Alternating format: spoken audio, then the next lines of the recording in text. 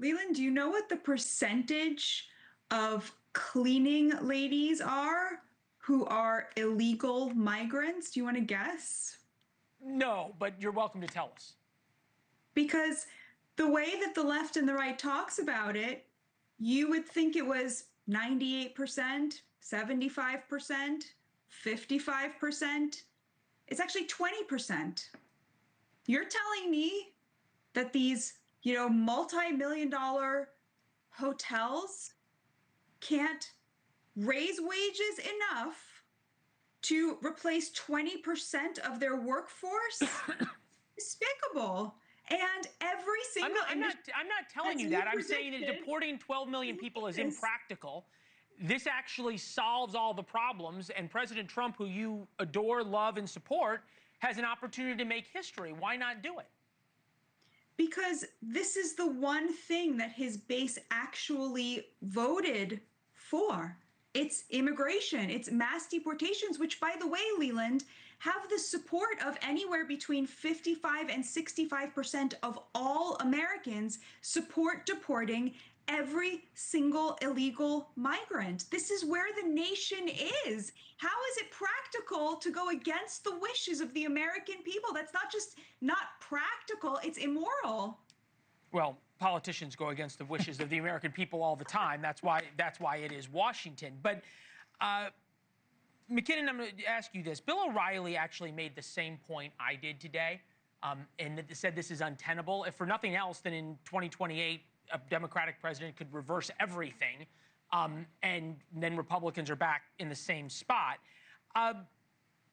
He said, though, it's not going to happen because there's no incentive for either Republicans or Democrats in Congress to solve immigration because it is more useful for them to fundraise on, and the risks of compromise are high. Do you agree? That's a great point. I mean, there was a great proposal on the table, supported largely by conservative senators and congressmen, that Trump decided not to adopt because he preferred to use it as a political issue in the election.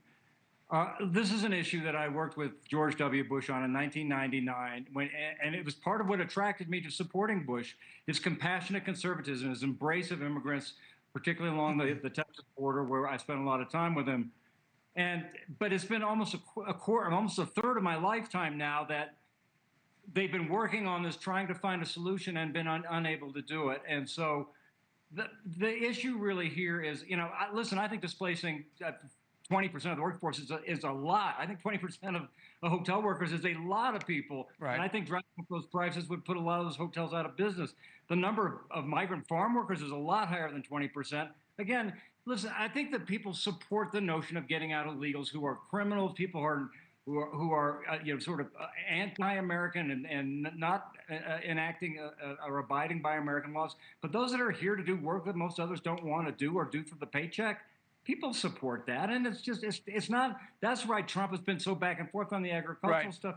He's hearing from farmers and ranchers and saying it's not fair. Right. And he's very sensitive. He's very sensitive to food prices, very sensitive to inflation when it comes to meat prices, hotels, everything else. We're watching live pictures of protesters trying to protect people who are working at a pot farm. So that sort of says a lot about where the American left is, especially when it would come to a proposal that would require compromise.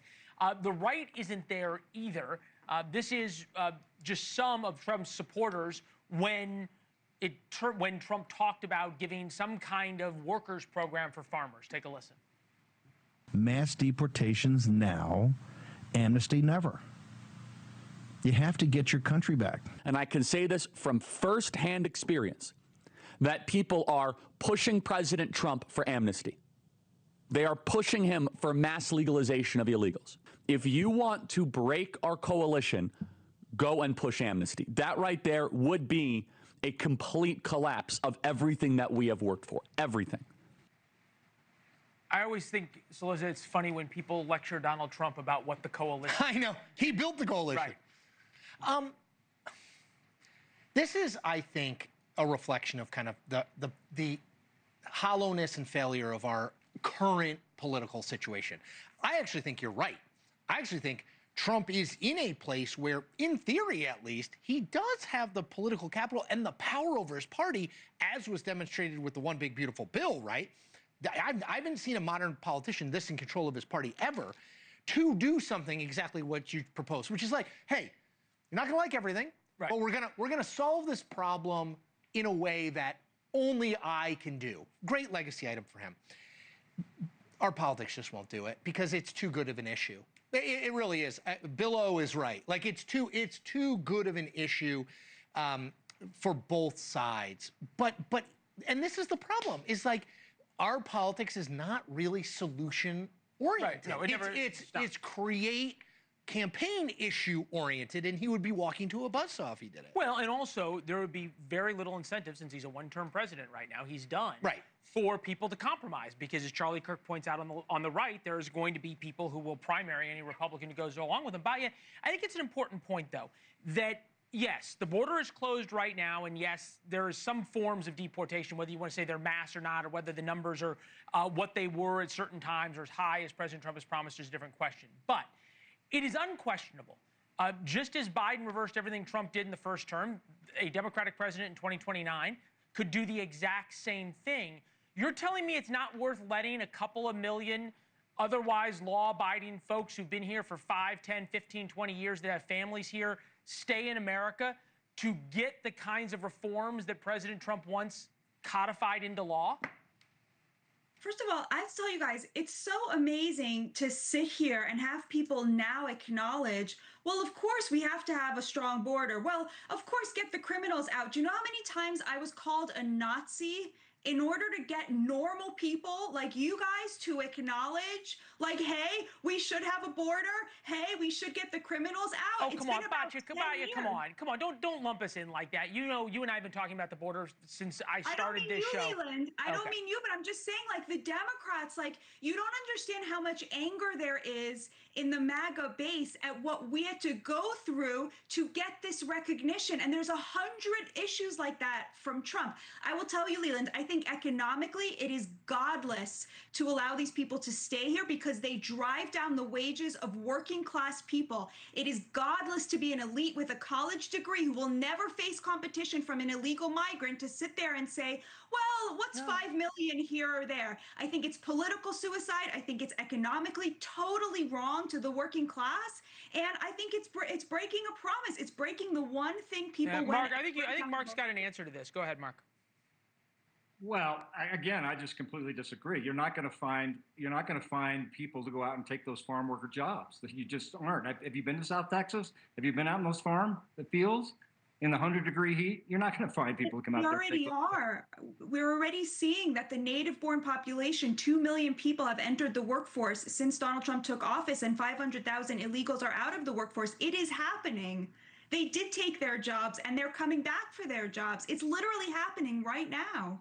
It's amazing. In the agricultural you guys should be really happy about this. I'm really happy about it. This is what Ronald Reagan recognized, and this is why he started the Bracero program.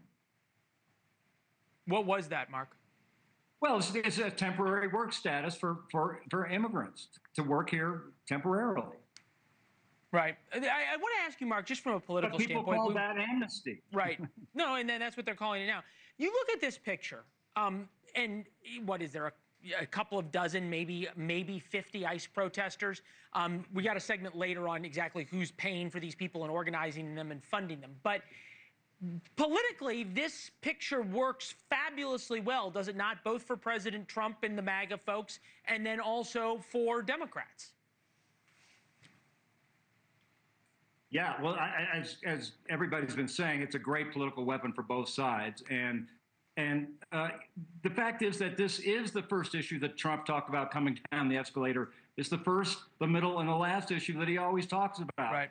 And no question that it has been the driving issue that's driven him to the one election and then re-election. So yeah, and the fact is that, and I agree that the Democrats completely abandoned the playing field on this, and I think made a huge political error and a policy error by not even acknowledging the problem, by never going to the border, by just ignoring it completely, staying silent about it.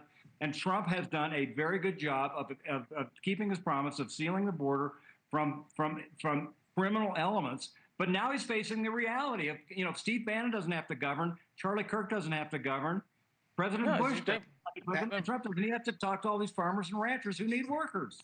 Well, and you're hearing him say that. Cillizza, you get the last word on this. President Trump, I made the point at the top, has by far the most political capital and strength, I think, of any modern president 200 days into his He certainly has more power over his party, which controls the House and the Senate, than any modern president. So if there's a time to make a deal, if it's time to quit twist arms, now's the time to do it. And he is sort of able to, I mean, look, I go back to the One Big Beautiful Bill. If you told me 15 years ago that the all but 5 Republicans in Congress would vote for a bill that nobody debates is going to add significantly to the debt, I'd be like, no way. But they do it because of Trump. So he's shown that even when he has apostasy on things that, you know, again, 15 years ago were core Republican tenets, they'll go along with it. Right. It's an issue, I think, Leland, for his legacy, it would be really, really good to do. But remember, Republicans broadly are not on the same timeline he is. And Charlie Kirk and Steve Bannon and Tucker, and we see this even with the Epstein stuff. You know, they are on board with him, but they are not him. And I do think Mark's point about governing versus being a talking head, as someone who spent a lot of time being a talking head, is a very different thing. Well, some of the administration are learning that too, who went from being talking heads to actually governing. Phenomenal panel, Batya, Mark, Chris, as always, thank you very much. Thank you for watching. Subscribe below and download our NewsNation app right now on your phone, and you will get fact-based, unbiased news for all Americans.